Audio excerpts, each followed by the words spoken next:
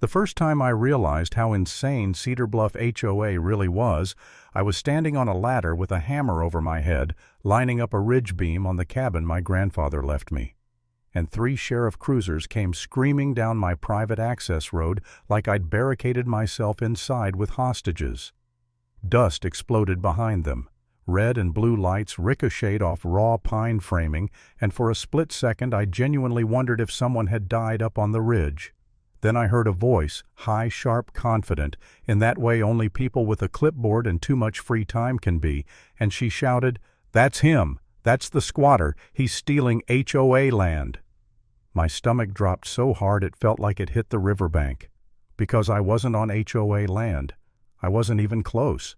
I was on 40 acres my family's owned since before Cedar Bluff existed as a line on a realtor's brochure.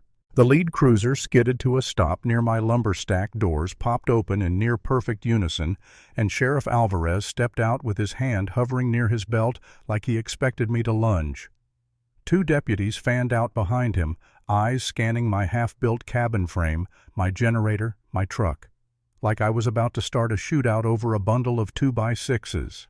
I eased down from the ladder boots grinding into sand and sawdust hands out in front of me. Not surrender, just, what do you do when the law shows up on your own land looking at you like the problem? "Morning, Sheriff," I said, forcing my voice steady. "Something wrong." Before he could answer, she stormed past the cruisers in heeled boots that had no business in river mud. Tiffany Hargrove, Cedar Bluff HOA president. Mid-40s, perfect hair, perfect nails, perfect expression of righteous outrage as if the universe itself owed her an apology. She jabbed a finger at my chest like she was presenting evidence in court. "He's illegally building on Cedar Bluff watershed property," she snapped. "He refuses to stop. He's trespassing. He's destroying protected shoreline." The way she said it like she was reciting scripture made one of the deputies stiffen. Sheriff Alvarez looked from her to me, then to the cabin frame, then back to Tiffany, with the tired patience of a man who's heard every flavor of nonsense. "Sir," he said carefully, "we got a 911 call about unauthorized occupation and construction on protected HOA property. I'm going to need ID and any documents you've got." I swallowed the first wave of anger, because I knew how this looked. Guy in work boots, cabin in progress, no fancy address sign. Versus the HOA president in designer sunglasses acting like she owned the valley. I moved. Slowly. Took my wallet out, handed over my license, then reached into my truck and grabbed the leather folder I'd been carrying everywhere for weeks because Tiffany had been circling my land since the day I cleared the first patch of brush. Deed County filings, a boundary survey, and the big one, an old riparian rights certificate tied to a federal survey from the early 1930s, the kind of paper that doesn't care what your HOA bylaws say. I handed the folder to Alvarez. "Sheriff, I said this is my property, family-owned. I'm not part of Cedar Bluff HOA." Tiffany actually laughed like a mean little bark. "He thinks he can fool law enforcement with homemade paperwork," she said. "The entire riverbank is controlled by Cedar Bluff HOA. We manage access. We maintain it. We set regulations for anything within 200 feet of the water." I stared at her. "Managing something doesn't mean you own it. That's what you think," she said, and her smile was the kind that makes your skin crawl because it's not friendly. It's territorial. Alvarez flipped through my documents in silence. I watched his eyes move over the deed, the stamps, the signatures. He paused at the survey brow tightening, then compared it to something Tiffany shoved at him, her official HOA documentation rolled up like a diploma and tied with a little ribbon. Like intimidation was a gift-wrapped hobby. He unrolled it, and there it was, a glossy HOA map with thick boundary lines that magically swallowed the entire stretch of shoreline into Cedar Bluff's jurisdiction. The lines were wrong, not maybe off by a foot wrong. Wrong like someone traced them with a marker in a boardroom after a few glasses of wine and a group vote. "These maps don't match," Alvarez said slowly, and Tiffany leaned forward like she could bend the law with posture. "His is outdated," she insisted. "Ours is updated to reflect watershed access granted to Cedar Bluff." I felt a cold spark flare in my chest. Watershed access isn't land ownership, I said, and you don't redraw boundaries without filing with the county without a judge. Tiffany's eyes flashed. We don't need a judge. The board approved it unanimously. Alvarez blinked like he wasn't sure he heard her right. Ma'am, an HOA board doesn't have authority to redraw property lines. That was the first crack in her armor, just a flicker, but I saw it. She wasn't confused. She was doubling down because she'd gotten away with it before.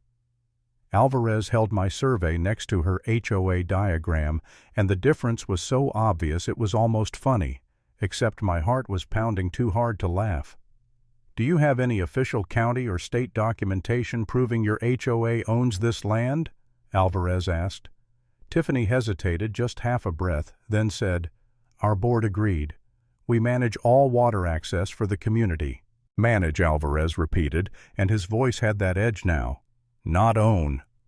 Behind him, one deputy muttered under his breath, this again like Tiffany wasn't the first HOA tyrant to weaponize paper.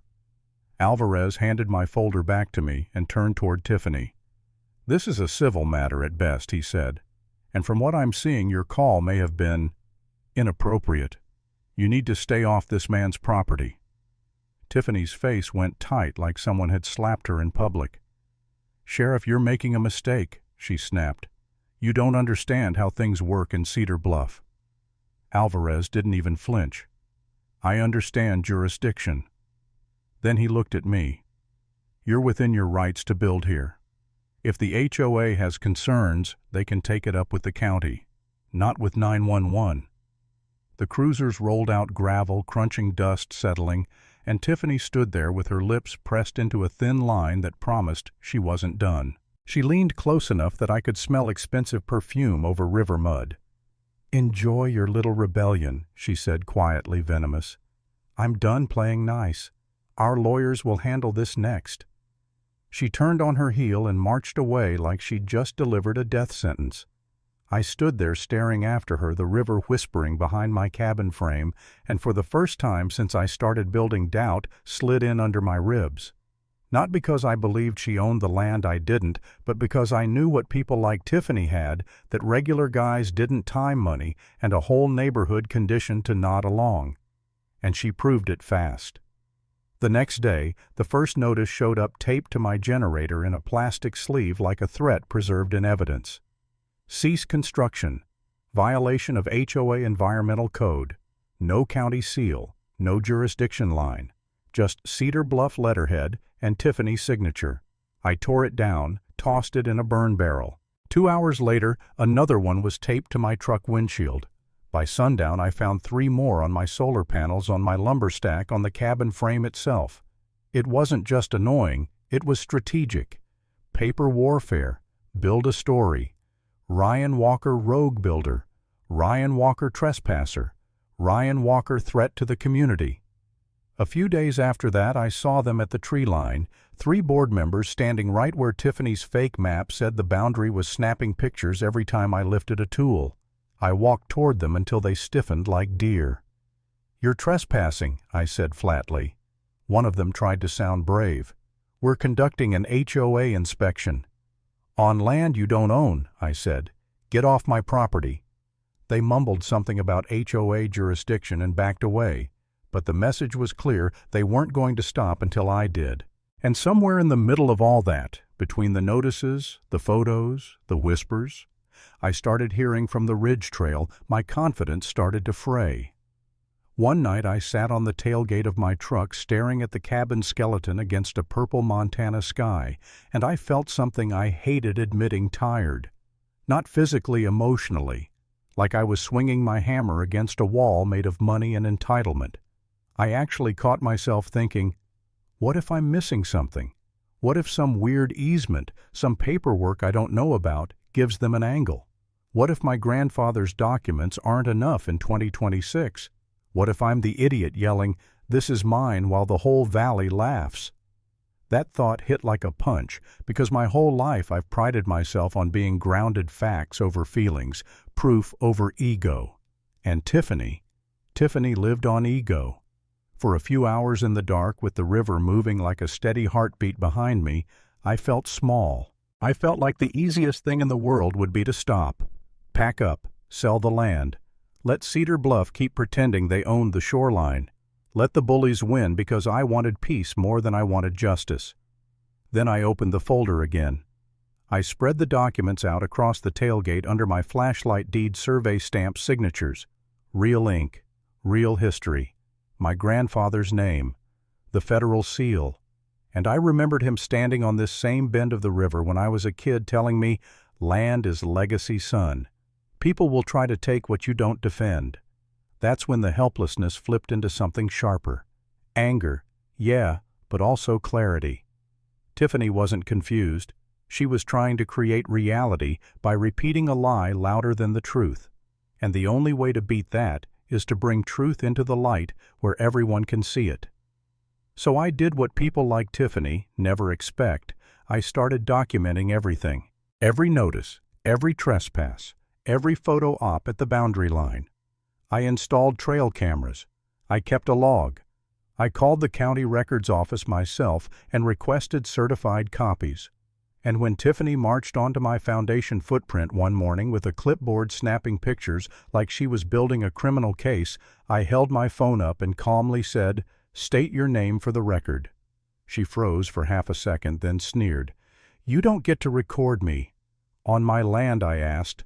"Try me." She stepped closer, eyes bright with that desperate kind of control. "You're obstructing the community's rightful access," she hissed. "This river belongs to Cedar Bluff." I felt a laugh rise in my throat, not because it was funny, but because it was absurd. "No," I said, voice low. "This river doesn't belong to you, and this land sure as hell doesn't." Her jaw clenched, and before she stormed off, she dropped her favorite line again, like a spell she thought worked on everyone. "We have lawyers." Fine. Let her bring them. Because I had something stronger than threats, the actual law. The twist hit when the sheriff came back, not because I called him, but because Tiffany couldn't help herself. She made another emergency report claiming I was altering shoreline topography and destroying protected watershed. The same 3 cruisers rolled in, but this time Sheriff Alvarez looked irritated before he even stepped out. He asked for my documents again, and I handed them over without a word because I wanted him to see, really see what Tiffany was doing. He compared my federal survey to her HOA map, and his expression shifted from skeptical to done. "Ma'am," he said to Tiffany, "this man is building on his own land." "You've been told that. Your deputies don't understand our regulations," she snapped. "Section 18, 200 feet. Alvarez cut her off. "Your HOA regulations do not override federal property rights." One deputy flipped through Tiffany's complaint packet and shook his head. "These ordinances don't exist outside your HOA handbook." Tiffany's confidence wobbled, and she tried the only move she had left. "Volume. Remove him. Arrest him. He's defying HOA orders." Alvarez stared at her like she'd lost her mind. "HOA orders don't apply to him." Then he said the words that changed everything. "If you file another knowingly false emergency report, I will charge you." Tiffany's mouth actually fell open. For the first time, her authority didn't work. The cruisers drove off again, and Tiffany stood there in the dust, shaking not with fear, with humiliation. And humiliation is gasoline to people like her. Within days, residents started showing up at my boundary line. Not hostile, just confused. "Is it true the HOA doesn't own the beach?" One man asked, rubbing his neck like he didn't want the answer. "We've been paying dues for shoreline maintenance for years." That's when the real rot surfaced. Tiffany hadn't just targeted me, she'd built Cedar Bluff's whole identity on a lie. She'd used altered maps to justify HOA projects, fees, rules. On land, they never verified. The community called an emergency meeting. Tiffany tried to spin it, told everyone the county lost the records, told them I forged documents, told them Sheriff Alvarez was biased. But the more she talked, the more people started looking at her like she was a magician whose tricks weren't working anymore. The next morning, a crowd marched down the Ridge Trail board members and residents, at least 30 of them, like they were coming to see a crime scene. Tiffany was there at the back, arms crossed, face tight. The HOA Vice President Mark Dalton approached me with a forced professional smile that didn't quite cover the panic in his eyes. "Mr. Walker," he said, "the community requested the board review your ownership documents." "They should," I said. "You've been misled." I laid my survey out on a sheet of plywood like I was laying out a body outline. When the federal seal hit sunlight, the crowd leaned in. I watched faces change, anger melting into embarrassment, suspicion turning into shock. A woman in yoga pants blurted, "But we've used that beach for years." "You used it," I said, "because you were told you owned it. Being told something doesn't make it true." Someone asked Tiffany for the county certified map. She said the same lie again, records were lost. Mark swallowed hard and said loud enough for everyone, "We called the county last night. They said no records were lost." You could feel the air shift. Tiffany's eyes darted, and she did what she always did when truth cornered her. She attacked. "He's trying to steal community resources," she shouted. I didn't raise my voice. I didn't need to. "I'm not stealing anything," I said. "I'm building on land my family owns. Your HOA president tried to claim it with a fake map." The word fake hit like a rock. Mark looked at Tiffany's diagram, then at my federal survey, and his face hardened. "This isn't a county map," he said. "This is an HOA expansion proposal, the one the Planning Commission rejected years ago." The crowd erupted whispers, gasps, a few outright shouts. "You lied to us. We paid dues for land we don't own. Did you know the whole time?" Tiffany's mask cracked. "I did what was best for Cedar Bluff," she snapped, voice trembling now. "Someone had to protect property values." "That's not protection," someone yelled back. "That's fraud." And there it was, the word nobody wants attached to their neighborhood fraud. Mark turned to the crowd, all in favor of suspending Tiffany Hargrove as HOA president pending investigation of falsified boundary records. Hands went up like a wave, nearly every single one. Tiffany stood there, frozen lips parted, like she couldn't process a world where people didn't obey her. "You can't do this," she whispered. "I am Cedar Bluff." Mark looked at her, and there was no anger in his voice, just finality. "You were." Tiffany's eyes slid to me, and for a second I saw something darker than arrogance. I saw a decision forming. As the crowd dispersed, Mark stepped close and said quietly, "Be careful. People who lose power like this, they don't always walk away." I nodded because I felt it too, that tight coil in Tiffany's posture as she left, the way she clutched that altered map like it was a lifeline. That night my trail cameras caught headlights creeping toward my boundary markers at 2:07 a.m.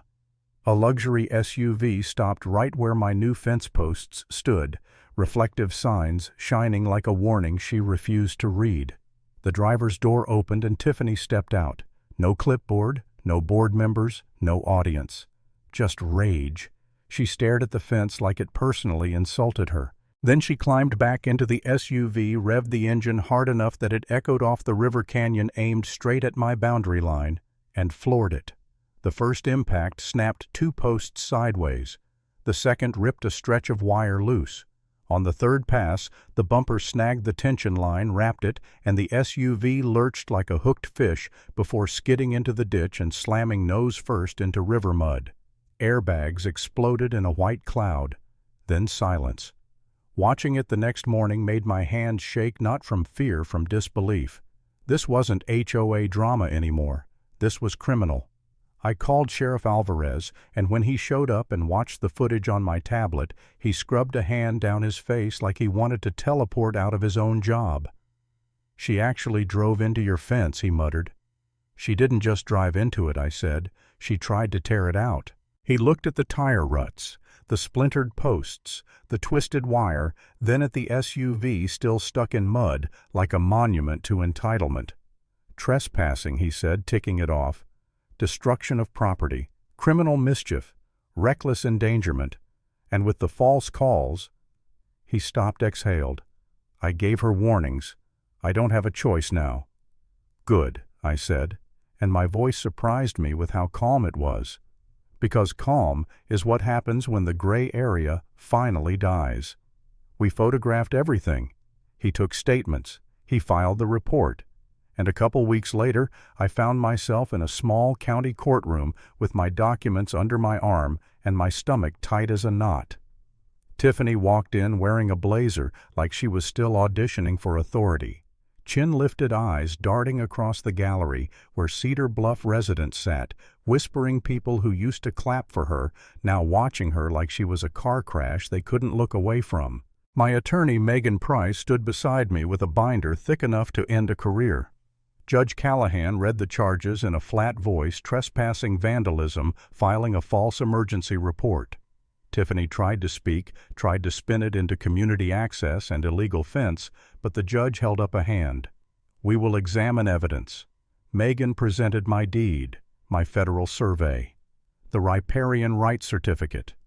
Then she played the trail cam footage. The courtroom went dead quiet as Tiffany's SUV lunged into my fence at 2:09 a.m., ripped posts out of soil, and crashed into the ditch in a spray of mud and arrogance. When the video ended, nobody breathed for a beat. Judge Callahan adjusted his glasses and looked directly at Tiffany. "Do you have any legal documentation contradicting the plaintiff's deed?" Tiffany's mouth opened, then closed. "The HOA maps," she started. "HOA maps are not legal boundary documents," the judge cut in sharper now. "You filed false emergency reports. You trespassed. You destroyed private property. You did not protect your community. You endangered it." Tiffany's face drained, then flushed red, then drained again like her body couldn't decide whether to panic or fight. "That fence shouldn't have been there," she whispered, desperate. "It was on his land," the judge said, and his tone turned cold. "Land your HOA has never owned." He picked up his pen like he'd been waiting to end this for weeks. "Guilty on all counts." Tiffany's shoulders collapsed inward like a puppet whose strings got cut. The judge continued without mercy: restitution, fines, community service, and then the part that finally broke her restraining order. "You will remain no less than 500 feet from Mr. Walker's property." Tiffany made a small sound, half protest, half disbelief, but the gavel came down and swallowed it. That was it. No speeches, no redemption arc. Just a woman who built her identity on control, stripped of it in public in ink by a court that didn't care how loudly she used to talk.